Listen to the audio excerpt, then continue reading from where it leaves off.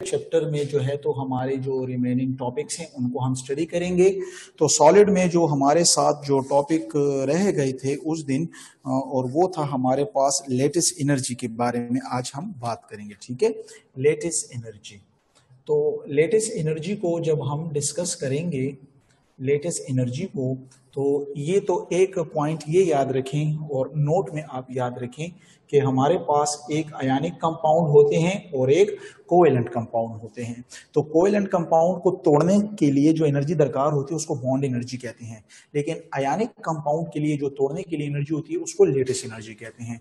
तो इसलिए हम यहाँ पे लिखेंगे कि लेटेस्ट एनर्जी इज रिलेटेड, यानी ये भी बॉन्ड तोड़ने के लिए जो एनर्जी दरकार होती है या जब बॉन्ड बनता है उससे जो एनर्जी रिलीज होती है ये भी वही चीज है, लेकिन ये हम कहेंगे कि lattice energy is related to ionic compounds. एक पॉइंट तो आप बिल्कुल स्टार्ट में ये लिख लें कि ये भी जो है तो एक एनर्जी है जो कि बॉन्ड तोड़ने के लिए, लेकिन कौन सा, आयनिक बॉन्ड, और या बॉन्ड बनने से जो एनर्जी खारिज होती है वो भी लेटेस्ट एनर्जी है। तो it is very important to note that lattice energy is related to ionic compound. ठीक है, तो जब कंपाउंड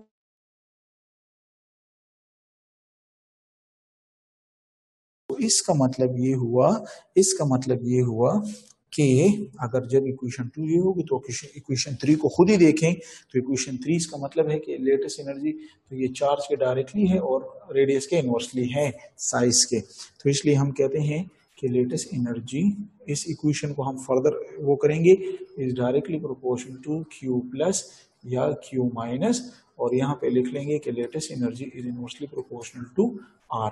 तो ये हमारे पास बुनियादी इनके फंक्शन हुए। ठीक है, फैक्टर्स हुए। अभी फैक्टर्स को जब हम समझ जाते हैं तो इसके बाद हम इस पे कुछ रिलेटेड एमसीक्यूज करते हैं जिससे हमें पता चलेगा कि कौन सी के लिए लेटेस्ट एनर्जी। एमसीक्यूज आते हैं एग्जांपल के, इसमें से कौन से की मैक्सिमम लेटेस्ट एनर्जी है या कम है। तो उनके लिए एक छोटा सा ट्रिक मैं आपको यहाँ पे बताता हूँ कि चार्ज को अगर हम अपने साथ याद रखें तो याद रखें कि इसमें हमारे पास अगर बाय पॉजिटिव यानी बाय होगा चार्ज दोनों स्पीशीज पे, सब दो +2 -2 होंगे तो उसकी लेटेस्ट एनर्जी ज्यादा होंगी।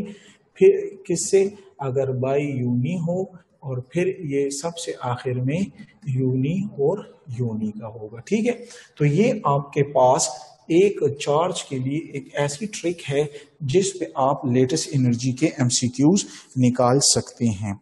ठीक है, अगर मैं आपसे पूछूं यहाँ पर, अगर मैं आपसे पूछूं, ठीक है, कि एग्जाम्पल मैं आपको पेश कर रहा हूं, अगर मैं आपसे पूछूं कि मेरे साथ एक CCl4 है, ठीक है, और एक मेरे पास SiCl4 है।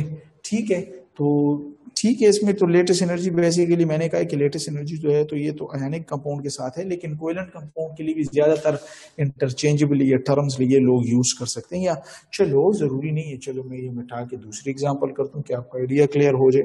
ठीक है, अगर मैं आपको कहूँ कि एक मेरे पास NaF कंपाउंड है और एक मेरे पास जो है तो MgO कंपाउंड है। ठीक है, एक NaF है और एक मेरे पास MgO है, तो इन दोनों में से किसकी जो है तो लेटेस्ट एनर्जी ज्यादा होगी, और मैं आपको कहता हूं कि मुझे इसका लेटेस्ट एनर्जी ऑर्डर बताओ कि किसका ज्यादा होगा। तो इससे पहले आपको मैंने ये वाले रूल बताया, तो ये मेरे पास मुझे पता है +2 है, ये -2 है, इस तरह ये +1 है और ये -1 है। तो ये देखो यूनी ये पढ़ रहा है और बाय ये पढ़े, तो लिहाजा हमारे पास ये ऑर्डर होगा। ठीक है, ये हमारे पास एग्जैक्ट ऑप्शन है। इस तरह और भी एमसीक्यूज बहुत हैं, मैं आपको करवा रहा हूं। अगर इसके अलावा मेरे पास एक और स्पीशी, एक और एग्जांपल मैं आपको प्रैक्टिस के लिए दे रहा हूं।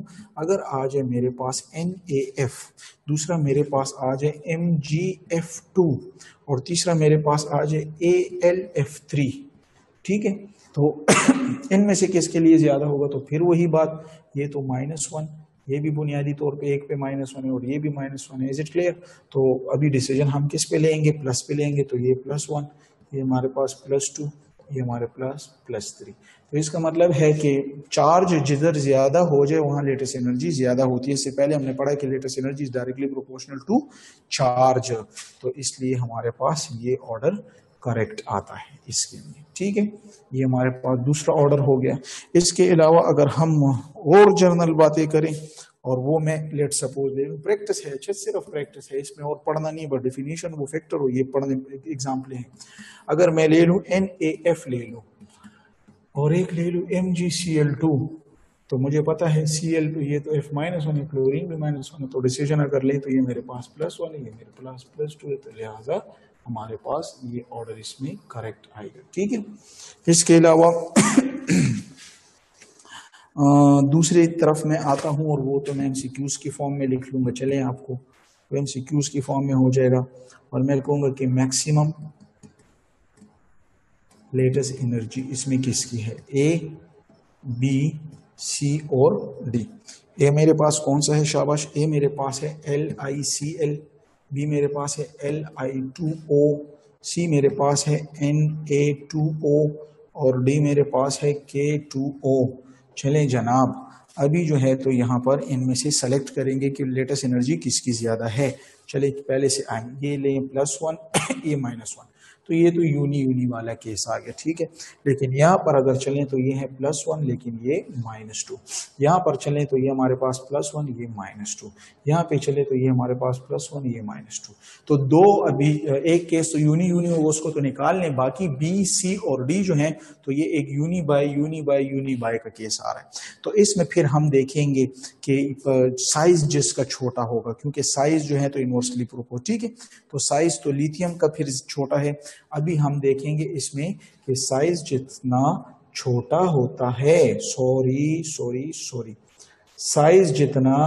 साइज जितना छोटा होगा, ठीक है, तो देखो ना अभी ये भी +1 है, ये भी +1 है और ये भी +1 है, तो साइज जितना छोटा होता है, सेम चार्जेस जब होते हैं तो साइज छोटा, तो उसकी चार्ज डेंसिटी जो होगी तो वो ज्यादा होगी, तो इसलिए उसकी फिर लेटेस्ट एनर्जी भी क्या होगी, ज्यादा होगी। तो लिहाजा इसमें ऑप्शन बी जो है तो करेक्ट है। जो मेरे साथ एग्री हैं हाथ उठाएं, शाबाश, raise your hands please if you are listening to me, very good. ठीक है, बहुत जबरदस्त, थैंक यू। तो ये हमारे पास लेटेस्ट एनर्जी में कुछ जो है तो जनरल वो है। ठीक है, अगर मैं एक और आपको एग्जांपल पढ़ाऊं, चलो एमसीक्यूज तो बड़ा बहुत है, आप जो जितना प्रैक्टिस करेंगे वो तो करते जाएं, बस बेसिक जो कॉन्सेप्ट थे वो यूनी वो वाला और वो फैक्टर और साइज, ये और ये एक चार्ज डेंसिटी वाले भी अगर आ गया सेम, तो फिर आप साइज को देखना, चार्ज डेंसिटी वाले फैक्टर को काउंट करें। अभी फिर मैं कह रहा हूं कि मैक्सिमम लेटेस्ट एनर्जी किसकी है। एक फिर मैं लिखता हूं Na2O, B लिखता हूं MgO, C लिखता हूं K2O और D लिखता हूं CaO। ठीक है, तो फिर आए चलें, शाबाश, फिर वही काम करते हैं, ये +1 ये -2 ये +1 ये -2 ये +2 ये -2 ये +2 ये -2। ओहो वेरी गुड, शाबाश, ऊपर वाले तो निकल गए क्योंकि वो यूनी बाय में आ रहे हैं, लेकिन नीचे दोनों वाले जनाब आ रहे हैं किसमें, बाय में, +2 -2 फिर इसमें अभी किसका ज्यादा होगा, चले मैं पूछूं, जो सी के साथ एग्री हैं वो हाथ उठाएं, सी के साथ, यो बस मड़ा खुदेम पखेर का दिल तो गोरी कना तावली आओ, शाबाश, दाओ गोरा कने, दाओ गोरा, बड़ी मुर्गी का सर 12 द्वेम ग्रुप तो गोरा कना, शाबा, मैग्नीशियम साइज और कूटे दे मिसालो द कैल्शियम साइज घट दे, नोस पदम +2 दे, पदम +2 दे, चार्ज तो दोनों भी सेम है। ठीक है, लेकिन साइज जिसका कम होता है तो अभी साइज इसका कम है, और जब साइज इसका कम है तो इसकी चार्ज डेंसिटी जो है तो वो ज्यादा, तो इसलिए इसकी लेटेस्ट एनर्जी भी ज्यादा। जब सेम आएगा तो फिर उसके लिए चार्ज डेंसिटी वाला फार्मूला यूज करोगे। ठीक है, तो इसमें ऑप्शन बी करेक्ट। ओ सॉरी मना बस गलत छुम यार, ओहो यार, माविल कदा ए होदा बी देनो दा जका माविलो यार, शिट, ये तो ए और सी है, हाँ बी सही है बिल्कुल। अभी अतः जो एग्री हैं बी के साथ वो हाथ उठाएं कि बिल्कुल ठीक है, हम समझ चुके हैं, वेरी गुड यार, सॉरी, बस मैं समझ गया ना, मैं समझा ये ए बी और ये सी ओ डी है, तो इसलिए मैंने कहा कि सी ओ डी में, वो मुझे तो पता नहीं था, नंबरिंग मैंने इस तरह डाली थी। ठीक है, अभी मैंने देखा, तो बी जो है तो करेक्ट है, बिल्कुल आप जो है तो ठीक है, वेरी गुड। ठीक है जनाब, तो इस तरह आप इस पॉइंट को लेटेस्ट एनर्जी के चलें और आगे जो है तो इसको स्टडी करें। इंशाल्लाह जितने भी क्वेश्चन आएंगे तो सारे क्वेश्चंस आपके इसमें से निकलेंगे। ठीक है, इसके बाद जो हमारे पास जो टॉपिक है तो वो हमारे पास है क्लासिफिकेशन ऑफ जो है तो क्रिस्टल जाता है। ठीक है, क्रिस्टलाइन सॉलिड की क्लासिफिकेशन तो आपको पता है उसमें कौन कौन सा है। शाबाश, आप तमाम स्टूडेंट्स को पता है कि कौन कौन सा आता है। एक हमारे पास कौन से है, आयनिक क्रिस्टल। ठीक है, दूसरा मेरे पास ये तो बस सिंपल पॉइंट है, ये आपने सीखने हैं, मैं लिख रहा हूँ, खैर है। कोवेलेंट क्रिस्टल है हमारे पास, एक बहुत इंपॉर्टेंट टॉपिक है। तीसरा हमारे पास है मेटालिक क्रिस्टल इससे भी ईटा में आते हैं। अच्छा, और एक है मॉलिक्यूलर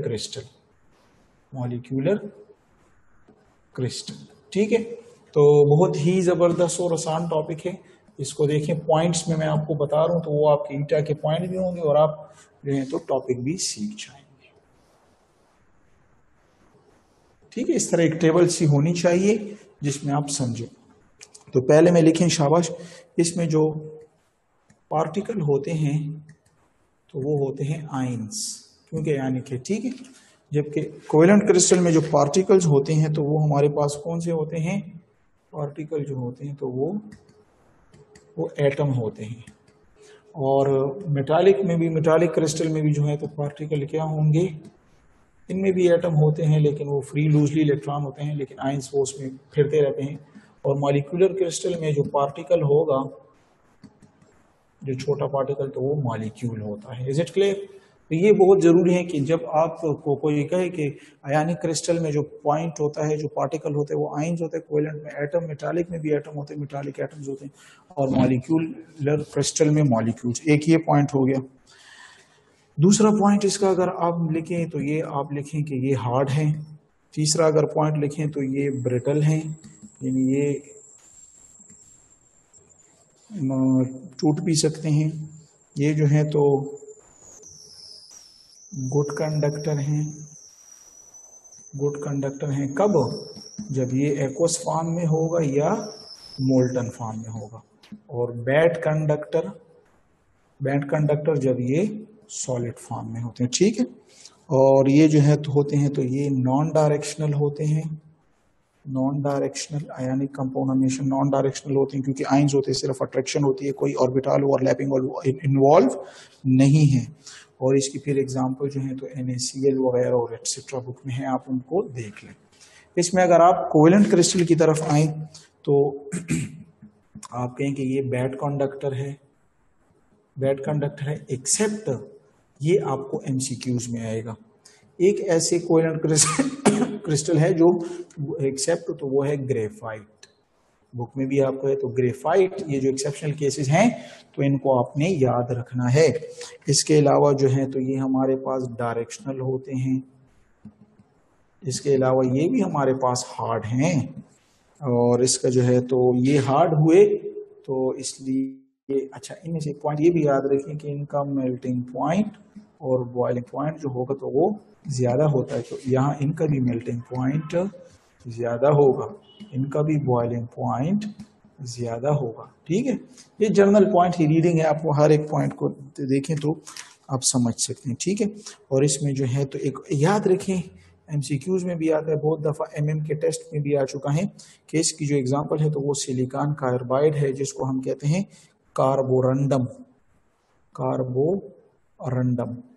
तो ये बहुत जरूरी है जनाब, सिलिकॉन कार्बाइड, कार्बोरंडम याद रखें। ठीक है, और जब मेटालिक क्रिस्टल की तरफ आएंगे तो मेटालिक क्रिस्टल तो आप जानते हैं ना, शाबाश, ये भी हमारे पास हार्ड है, इसका मेल्टिंग पॉइंट भी ज्यादा होता है, इसका बॉइलिंग पॉइंट भी ज्यादा होता है, इसमें मेटालिक बॉन्ड होता है। ठीक है हाँ, और ये इनसॉल्युबल होते हैं, क्योंकि मेटल्स इतने सॉल्युबल नहीं होते तो इनसॉल्युबल होते हैं। ठीक है, और इसकी बस फिर एग्जांपल है कॉपर हो गया, सोडियम हो गया, एटसेट्रा जो है तो ये इनकी मेटल्स जो होते हैं, ये इनकी एग्जांपल्स हैं।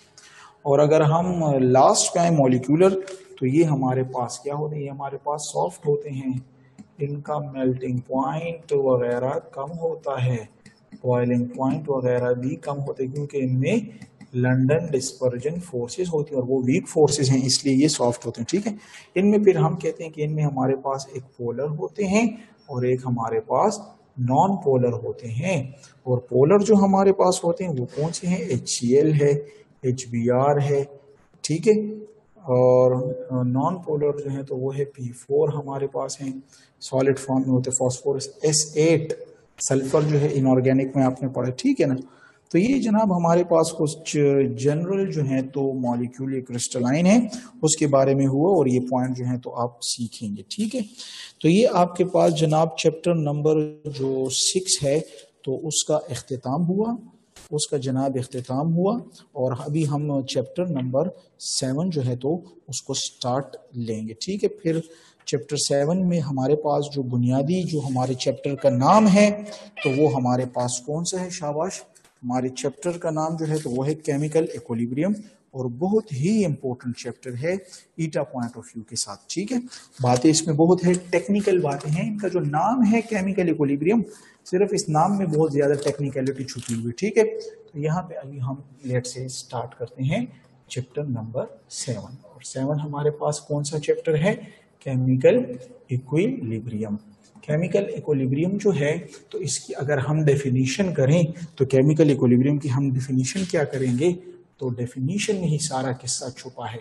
हम कहते हैं कि द स्टेज, यानी ये वो हालत होती है, द स्टेज अचीव्ड, जो कि अचीव होती हैं बाय अ रिवर्सिबल रिएक्शन।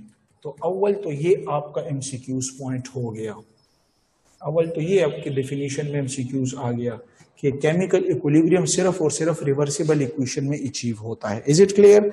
तो the stage achieved by reversible reaction, और फिर लिखें शाबाश आगे, इन विच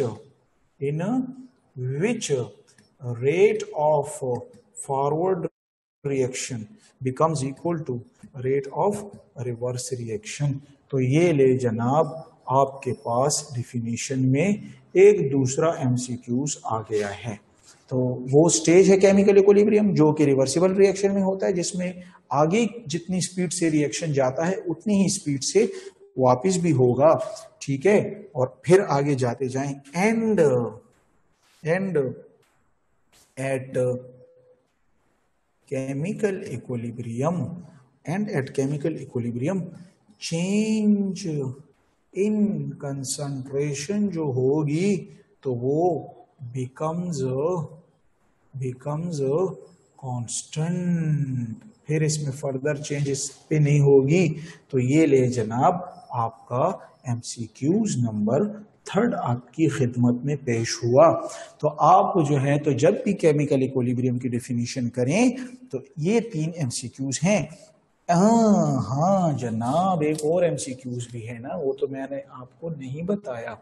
वो एमसीक्यूज ये है कि केमिकल इक्विलिब्रियम पर जो कंसंट्रेशन ऑफ रिएक्टेंट है वो बराबर भी हो। ये दिल के दो खबरी थी यार, योदे चेंज इन कंसंट्रेशन देखा खबर वो रही, योदे change in concentration become constant, ये जरूरी फैक्टर है। अभी मैं कह रहा हूं कंसंट्रेशन ऑफ रिएक्टेंट, सिर्फ कह रहा हूं, चेंज नहीं कह रहा।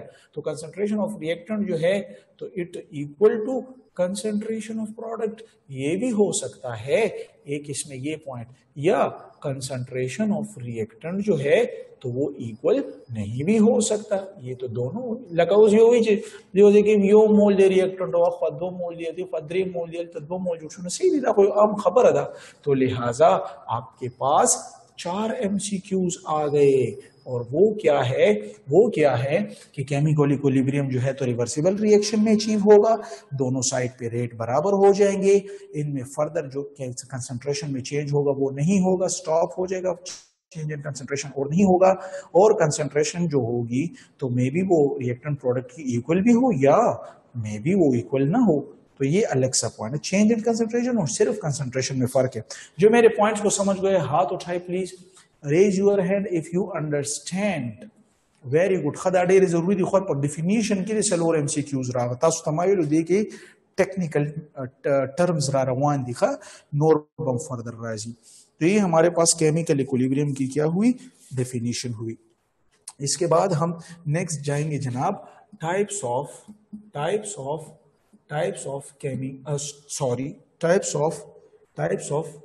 इक्विलिब्रियम में लिखता हूं। अच्छा, तो टाइप्स ऑफ इक्विलिब्रियम, तो टाइप्स ऑफ इक्विलिब्रियम हमारे पास आती हैं दो किस्म की। एक हमारे पास है फिजिकल इक्विलिब्रियम, एक हमारे पास आती है फिजिकल इक्विलिब्रियम, और एक हमारे पास आती है केमिकल इक्विलिब्रियम। तो आपका जो चैप्टर है वो किस पर है, आपका जो चैप्टर है तो ये आपका केमिकल इक्विलिब्रियम, ये जो आपका चैप्टर नंबर 7 है तो ये इस पे है। Is it clear? तो चैप्टर नंबर 7 में आप ये पढ़ते हैं, लेकिन मैं आपके साथ एक और फेवर करता हूँ और मैं आपको फिजिकल इक्विलिब्रियम भी पढ़ाता हूँ और केमिकल भी पढ़ाता हूँ। तो फिजिकल इक्विलिब्रियम और केमिकल इक्विलिब्रियम के तो आप समझ गए, लेकिन फिर भी मैं आपको बताता हूँ कि फिजिकल और केमिकल इक्विलिब्रियम में असल फर्क किस चीज का है। तो उसमें असल फर्क ये है कि फिजिकल इक्विलिब्रियम में जो सब्सटेंस होते हैं तो वो क्या रहते हैं, सब्सटेंस एक ही रहता है। तो मैं क्या लिखूंगा कि when equilibrium when equilibrium exists between same species। मिसालें दूं, ये लो, ये H2O है, ये यहाँ पे सॉलिड है, और ये यहाँ पर H2O है, ये यहाँ पे लिक्विड है, तो इनमें भी इक्विलिब्रियम आता है। तो यहाँ पे अगर देखें, यहाँ पे भी H2O, यहाँ पे भी H2O, तो ये कौन सा हो गया, ये फिजिकल इक्विलिब्रियम। केमिकल इक्विलिब्रियम के लिए क्या लिखें, व्हेन इक्विलिब्रियम एग्जिस्ट बिटवीन क्या, डिफरेंट स्पीशीज, तो इनको हम क्या कहते हैं, केमिकल इक्विलिब्रियम। ठीक है, तो फिर केमिकल इक्विलिब्रियम को जो है तो हम क्या करते हैं, यहाँ पे फर्दर हम दो में डिवाइड कर देते हैं। एक हमारे पास है होमोजीनियस केमिकल इक्विलिब्रियम, और एक हमारे पास आता है हेट्रोजीनियस केमिकल इक्विलिब्रियम। ये बी है, यहाँ पे ए बी बना, तो देखो एक तो यहाँ पे स्पीशीज सेम नहीं है, ए और ए बी, ये देखो मैंने लिखा वन इक्विलिब्रियम डिफरेंट स्पीशीज। ठीक है ना, तो अभी यहाँ पर ये गैस और ये भी गैस, तो हम कहते हैं जब रिएक्टेंट और प्रोडक्ट तमाम एक ही फेज में हो तो ये होमोजीनियस केमिकल इक्विलिब्रियम में आता है। लेकिन अगर आपके पास ये ए, ये आपके पास बी, यहाँ पे ए बी, आपके पास ये सॉलिड या ये गैस और ये गैस, ये इस तरह आ जाए डिफरेंट, तो ये हेट्रोजीनियस। तो जो मेरी बात पे समझ गए हाथ उठाए, शाबाश। तो यहाँ पर अगर आप देखें और नोटिस करें तो आपके पास कम अज कम 7 से 8 MCQs जो हैं तो इस पे आप कर सकते हैं। ठीक है, इनिशियल जो स्टार्टिंग जो पॉइंट्स हैं उसके साथ रिलेटेड। ठीक है, इसके बाद जब आप ये समझ जाएं, इक्विलिब्रियम की डेफिनेशन पे समझ जाएं, तो दूसरा हम अभी करेंगे इसकी ग्राफ्स को जरा स्टडी करते हैं। ठीक है, ग्राफ्स ऑफ केमिकल इक्विलिब्रियम को स्टडी करते हैं। तो ग्राफ जो है तो मैं दो जो है तो स्टडी कर लूंगा जो बहुत ही जरूरी है आपके कोर्स के साथ। एक मेरे पास है जनाब ये ग्राफ है, यहाँ इस ग्राफ को अगर हम देखें तो यहाँ पर मेरे पास y एक्सिस पे रेट रिप्रेजेंट हो रहा है, x एक्सिस पे मेरे पास टाइम रिप्रेजेंट हो रहा है। तो क्या होगा जनाब, रेट जो होता है आहिस्ता आहिस्ता फॉरवर्ड रिएक्शन का रेट कम होता है, जबकि रिएक्टेंट का जो है तो जो रिवर्स रेट, ये फॉरवर्ड रिएक्शन है। फॉरवर्ड का आहिस्ता आहिस्ता रेट कम हो रहा है और रिवर्स का आहिस्ता आहिस्ता ज्यादा हो रहा है। और एक टाइम ऐसे आ जाएगा कि जब दोनों का रेट ऑफ फॉरवर्ड और रेट ऑफ रिवर्स आपस में क्या हो जाएंगे, बराबर हो जाएंगे। तो एक ग्राफ ये है। अच्छा, तो ये ग्राफ जो है, जब ये ग्राफ ड्रा हो, आप किसी बुक में देखें, किसी MCQs में आपको दिखाए, तो ये कौन से पैरामीटर्स के दरमियान होता है, ये टाइम और रेट का ग्राफ है। Is it clear? इस तरह एक और ग्राफ भी अगर मैं ड्रा करना चाहूं तो वो हमारे पास किस चीज का है, ये हमारे पास वो भी केमिकल इक्विलिब्रियम के लिए है, लेकिन इसमें क्या होगा, इसमें जो वाई एक्सिस है इस पे कंसंट्रेशन है जनाब, और यहाँ पर उसी तरह टाइम है। ठीक है, तो ये टाइम और कंसंट्रेशन का ग्राफ है। तो ये ग्राफ कैसे आएगा, तो ये ग्राफ इस तरह आएगा कि हम कहते हैं कि हमारे पास जो होते हैं कंसंट्रेशंस होती हैं, तो कंसंट्रेशन वक्त के साथ किसकी कम होगी, शाबाश, ये आहिस्ता आहिस्ता कम हो रही है कंसंट्रेशन। ये कौन है, ये मेरे पास रिएक्टेंट होता है, क्योंकि रिएक्टेंट जब प्रोडक्ट में कन्वर्ट होता है तो उसकी कंसंट्रेशन तो कम हो रही होती है, और ये जो होती है, जो यहाँ पर होती है, सॉरी, तो प्रोडक्ट की आहिस्ता आहिस्ता जो है तो ये कंसंट्रेशन ज्यादा होती है, और एक टाइम ऐसे आ जाता है कि इसकी कंसंट्रेशन और इसकी कंसंट्रेशन जो है तो वो क्या हो जाएगी, शाबाश, तो इसमें जो फर्दर टाइम के साथ इसमें जो चेंज होगा तो वो चेंज इन कंसंट्रेशन क्या हो जाएगा, जीरो हो जाएगा, क्योंकि ये भी बिल्कुल सेम जा रही। तो इस तरह का ग्राफ अगर आपको दिखाई देने लगे तो ये कंसंट्रेशन वर्सेस टाइम के लिए और केमिकल इक्विलिब्रियम के लिए ही मौजूद होता है। ठीक है ना, जब आप ये जर्नल बातें पढ़ लें, केमिकल इक्विलिब्रियम और उसकी डेफिनेशन को आप पढ़ लें, तो इसमें एक बहुत ही ज़रूरी और इम्पोर्टेंट बातें आती हैं, यानी टॉपिक है, और उस टॉपिक का नाम है कैरेक्टरिस्टिक्स ऑफ केमिकल इक्विलिब्रियम, यानी केमिकल इक्विलिब्रियम की कौन सी खसूसियात हैं। तो ये तो बस ये भी एमसीक्यूज के पॉइंट हैं, ये भी एमसीक्यूज के लिए बहुत जरूरी।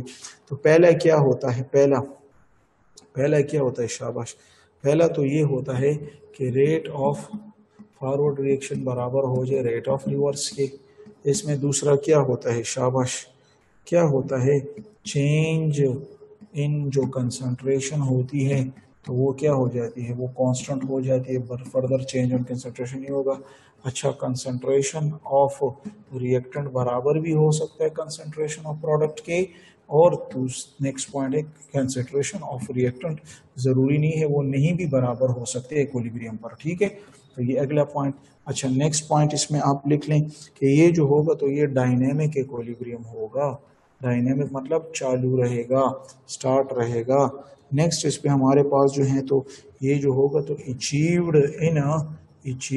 In close container, close container में जो है तो ये जारी रहेंगे। ठीक है ना जनाब, तो फिर है तो ये दूसरा पॉइंट कि केमिकल इक्विलिब्रियम, ठीक है, ये एमसीक्यूज का पॉइंट है। दा बदर लराजी बचे, दा बदर लराजी, chemical equilibrium does not depend upon, दा बदर लप ब्रैकेट क्यों लिखम, does not depend upon initial concentration like initial kati reaction khali 1 mole khali 2 mole khali 3 mole chemical equilibrium چې د دې په کم ټیم اچیو کیږي هغه به ار ټیم اچیو کیږي، هغه انیشل کنسنټریشن باندې ډیپینڈ نه کوي۔ ٹھیک ہے، اور اگلا پوائنٹ جو MCQs کا آ رہا ہے کہ केमिकल इक्विलिब्रियम जो है तो डिपेंड किस पे करती है, तो ये ज़रूरी है केमिकल इक्विलिब्रियम डिपेंड अपॉन, दाबम ईटा की राजी, डिपेंड अपॉन दो चीज़ें हैं, एक है टेम्परेचर जो वांट हाफ जो एक फैक्टर है इक्वेशन जो है उससे आते हैं, और एक हमारे पास है मोड ऑफ रिप्रेजेंटेशन पर ये बांधे मोस्पोयम हाँ मोड ऑफ रिप्रेजेंटेशन दा डेर जरूरी लिखा डिपेंड पर सके पर टेम्परेचर और मोड पर देखो डिस्कशन को इनिशियल वाले डिपेंड में की, राइट। तो यहाँ पर जो है तो ये आपके पास कैरेक्टरिस्टिक कम से कम इनमें से जो इम्पोर्टेंट बातें थी वो ये सारी एमसीक्यूज हर एक बात अपने आप में कॉन्सेप्ट रखती हैं, लेकिन ये दो जो हैं तो ये तो बहुत जरूरी है कि डिपेंड किस पे करता है और डिपेंड किस पे नहीं करता। तो जो समझ चुके हैं हाथ उठाएं प्लीज, शाबाश, raise your hand if you are understand, right. मैं सिर्फ आपसे इसलिए ले रहा हूं कि कहीं आप बोर तो नहीं हुए, ठीक है, बिल्कुल आप बोर नहीं हुए, ठीक है। तो यहाँ पर जनाब जब हम ये पॉइंट सीख लें तो इसमें जब हम जनरल कैरेक्टरिस्टिक को भी डिस्कस कर लें तो इसके बाद हम आएंगे जो आपसे मैंने बात की थी, जो मोड के बारे में जो अभी बात की है मोड, तो वो मोड ऑफ रिप्रेजेंटेशन पे आपको मैं थोड़ा आइडिया देता चलूं कि मोड ऑफ रिप्रेजेंटेशन में जो है तो वो क्या बातें हो रही हैं, बहुत ही जरूरी है। यहां पर लिखें, शाबाश, यहां पर लिखें मोड ऑफ, ये तो केसी का है, चलो पहले केसी को पढ़ते हैं। चलो इक्विलिब्रियम कांस्टेंट तो पहले निकाल लें, उसके बाद फिर इन चीजों को डिस्कस करते हैं, ठीक है। मोड पे ये इक्विलिब्रियम कांस्टेंट की बात कर रहे हैं, मोड ऑफ रिप्रेजेंटेशन यानी केमिकल इक्विलिब्रियम जो है तो असल में केमिकल इक्विलिब्रियम में तो इक्विलिब्रियम कांस्टेंट होता है, तो उसमें फिर ये मोड और टेम्परेचर आ जाता है, ठीक है। तो यहाँ पर पहले हम बात करेंगे, शाबाश, पहले हम बात करेंगे, हमारे पास है law of mass, law of mass action. तो लॉ ऑफ मास एक्शन तो आपको पता है ना कि लॉ ऑफ मास एक्शन किसे रिप्रेजेंट कर रहा है।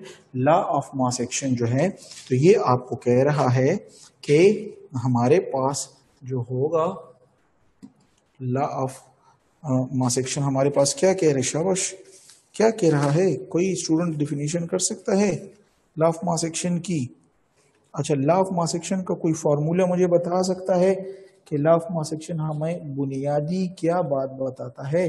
तो लॉ ऑफ मास एक्शन हमें ये बताता है कि अगर रेट ऑफ यानी इक्वेशन जो उसका है, तो ये हमारे पास डिफिनीशन भी बस ये है कि रेट ऑफ फॉरवर्ड रिएक्शन जो बराबर है तो ये active mass of reactant concentration के है, और इस तरह rate of forward reaction equal to K F कर दोगे, ये ए कर दोगे, ये बी कर दोगे, इस तरह रेट ऑफ रिवर्स रिएक्शन के लिए भी डायरेक्ट लिख लेंगे कि आर कर देंगे, ये सी ये डी, क्योंकि ये रिवर्स है, ये हमारे पास इक्वेशन 1, ये हमारे पास इक्वेशन 2।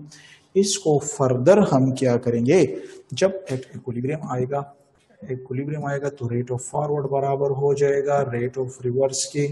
जब rate of forward rate of reverse बराबर हो जाए तो रेट ऑफ फॉरवर्ड की वैल्यू ये पुट करें तो आपको आ जाएगा कि एफ ये ए ये बी, और रेट ऑफ रिवर्स जो होगा तो उसके लिए ये आ जाएगा, तो ये हो जाएगा के आर सी और डी, ठीक है।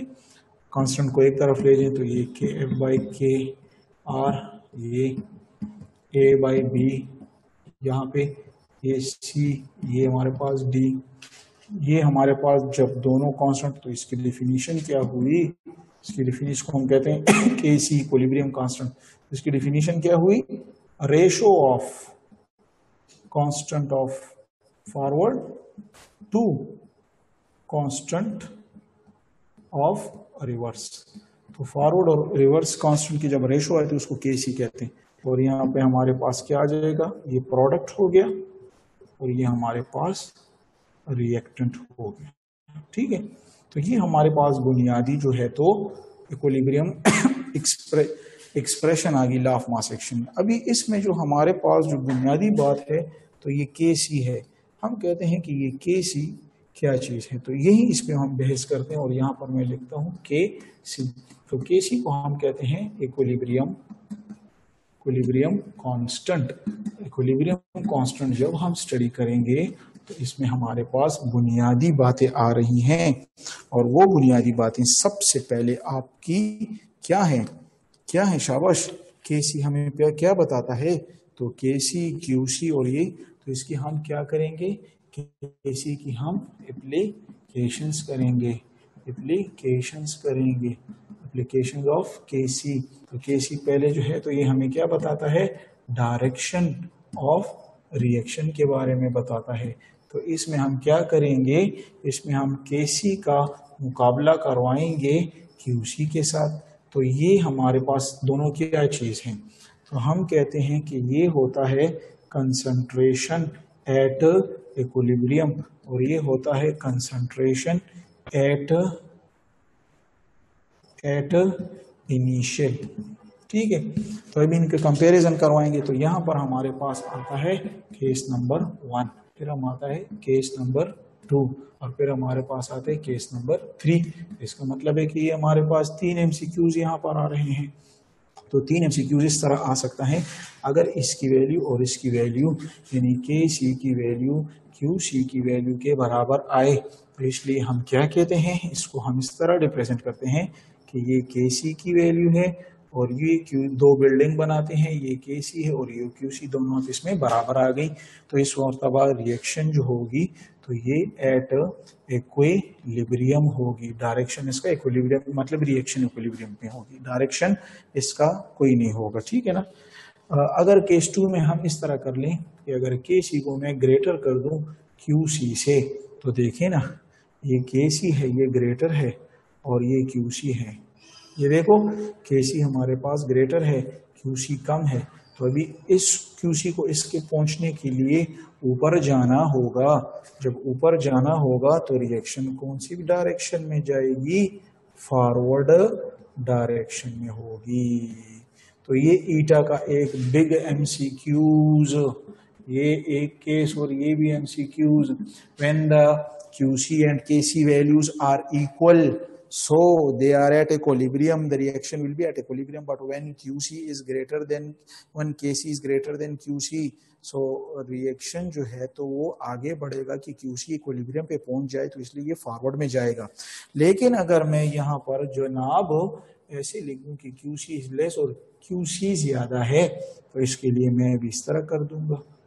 तो देखिए ये हुआ और ये हुआ, ये मेरे पास QC है और ये मेरे पास KC है।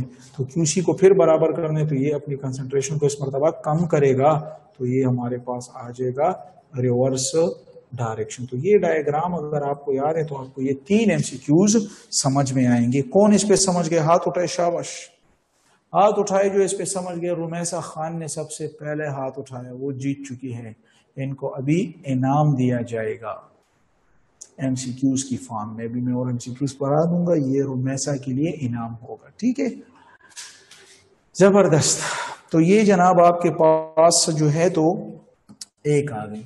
दूसरा नंबर जनाब इसमें आता है हमारे पास एक्सटेंट ऑफ रिएक्शन। दूसरा हमारे पास ये क्या बताता है? एक्सटेंट ऑफ रिएक्शन, ठीक है।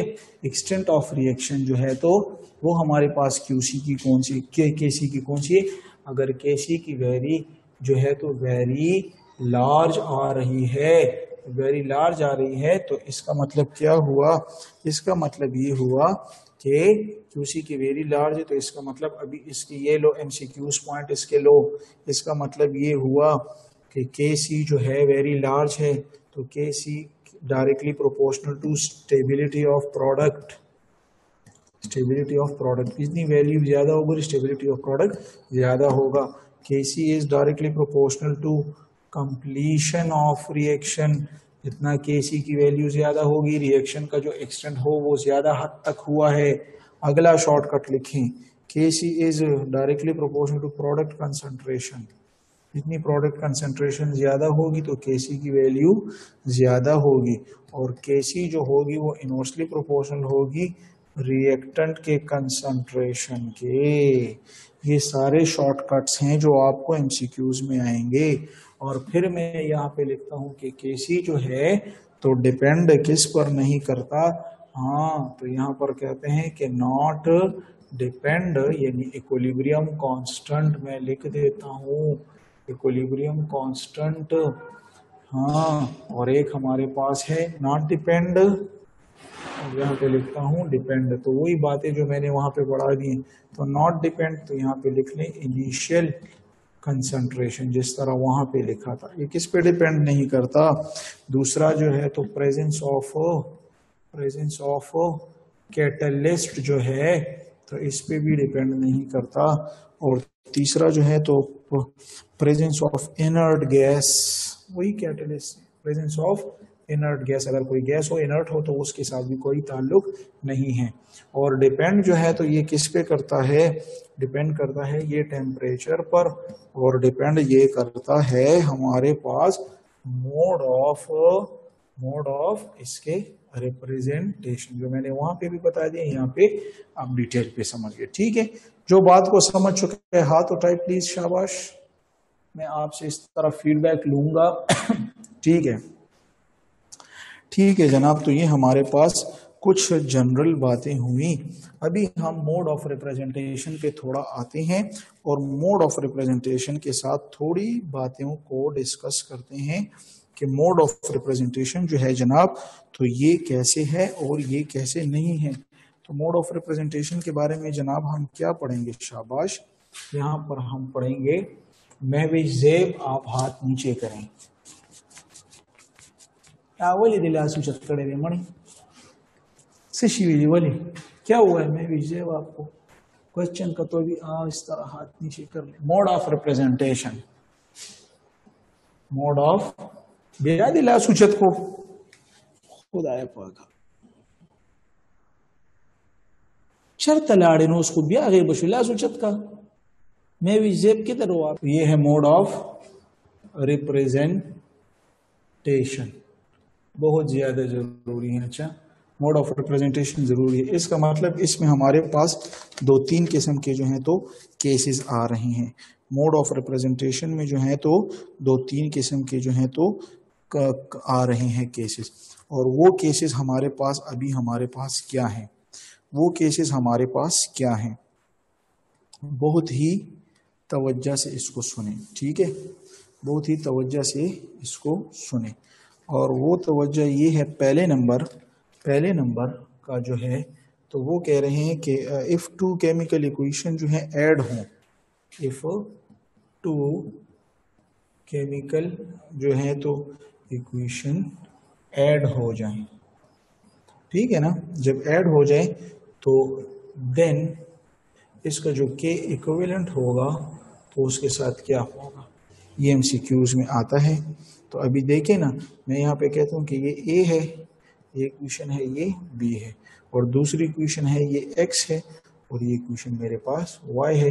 अगर ये इक्वेशन दोनों आपस में ऐड हो जाएं, इसके लिए जो वैल्यू होगी तो वो होगी K1 यानी KC1, वो हमारे पास बराबर होगी, क्यों नहीं, प्रोडक्ट क्या होगा, B concentration divided by A concentration. इस तरह इसके लिए तो ये होगा KC2 जो हो जाएगा, ये हो जाएगा क्या, प्रोडक्ट यानी वाई कंसंट्रेशन डिवाइडेड बाय जो है तो एक्स कंसंट्रेशन रिएक्टेंट, ठीक है, ये हो जाएगा।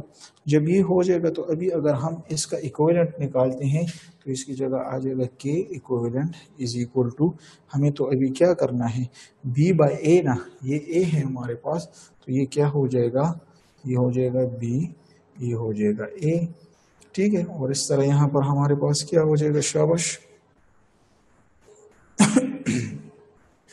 ये असल में इसके प्लस से हमारे पास क्या बना है, a प्लस एक्स, और इससे हमारे पास क्या बना है, शाबाश b प्लस वाई, ठीक है ना। तो ज़रा अभी गौर से देखें, शाबाश हमारे पास यहाँ पे क्या हो जाएगा, ये हो जाएगा y प्लस एक्स, अगर द्वेम K1 और K2 दे सही दे। तो अगर आपको ये देखें, अगर आप यहाँ पर थोड़ा जज करें, ऑब्जर्व करें, तो क्या होगा, ये बी वाई क्या चीज़ है, ऊपर वाला ये देखो ना, ये बी वाई क्या चीज़ है, ये बी वाई तो ये है ना, ये है ना, ठीक है। तो ये हमारे पास बी वाई हो गया, तो ये ए एक्स कौन सा है, ये तो मेरे पास ये वाला हो गया। तो ये दोनों आपस में क्या हो गए, ये आपस में मल्टीप्लाई हो गए। तो हमारे पास के इक्विवेलेंट क्या हो जाएगा, हम इस तरह भी कह सकते हैं कि K1 मल्टीप्लाई K2। तो ये आपके पास जनरल इसका रिजल्ट आ गया मोड ऑफ रिप्रेजेंटेशन में। पहला रिप्रेजेंटेशन क्या, अगर 2 केमिकल इक्वेशन ऐड होते हैं तो उनके जो इक्विलिब्रियम कांस्टेंट होंगे तो वो आपस में मल्टीप्लाई होंगे, ठीक है ना। लेकिन फिर अगर बी में आप लिखते हैं कि if two chemical equation subtract, जब वो सब्ट्रैक्ट होंगे तो देन के इक्वेशन क्या होगा, तो उसके लिए बस डायरेक्ट मैं लिखता हूँ, तो वो होगा K1 बाई K2, के इक्विवेलेंट जो होगा तो ये होगा। अच्छा, इज इट क्लियर, बहुत ही जरूरी है ये, एक ये एमसीक्यूज के लिए जरूरी, ऐड होगा तो मल्टीप्लाई होंगे और सब्ट्रैक्ट होगा तो डिवाइड होंगे, ठीक है। बस डायरेक्ट ये याद रखने, इसमें से इतना वो नहीं आता है, लेकिन ये आपको जनरल पता हो कि इनमें से क्या चीज जरूरी है, ठीक है। तो ये जब आप अपने साथ कर लें, अपने साथ ये नोट कर लें, तो मैं तो कहता हूँ कि आज के लिए इतना ही काफ़ी है। फिर इंशाअल्लाह मंडे को जो है तो इसमें कुछ जनरल ये मोड ऑफ रिप्रेजेंटेशन एक्सटेंट के बाद वो ली चैटलर प्रिंसिपल्स हैं और वो कॉमन आइन इफेक्ट होगा, और इसमें जो है केपी केसी के जो रिलेशन होंगे इंशाअल्लाह उनको डिस्कस कर लेंगे, और कुछ एमसीक्यूज उसको डिस्कस करेंगे। ठीक है, तो उम्मीद करता हूं कि आप जो है तो आज आपने समझा होगा सबक को। ठीक है,